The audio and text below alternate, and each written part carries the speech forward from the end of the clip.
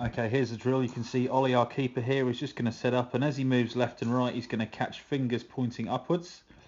Reason for this is we want to try and keep him in a position where he's nice and low as he works on that movement, whether it's to his left or to his right.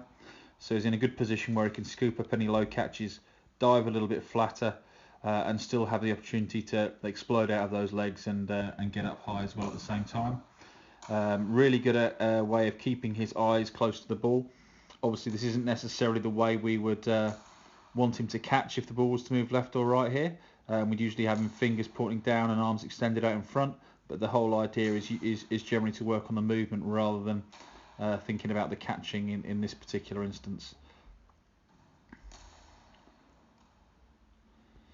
As you can see, really good example here just on this last one. Even though there's not a lot of movement involved, if we just mark the top of his head there,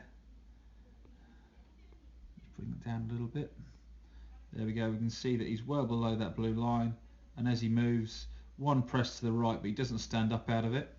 If we go back a little bit earlier and clear that blue line off, hopefully we'll get a good example of another bit of movement.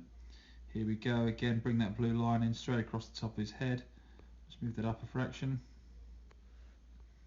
As he moves, stays nice and low, prioritising those fingers going upwards, Ponting style if you like, and putting him in that position means that his head's in a fantastic position to catch.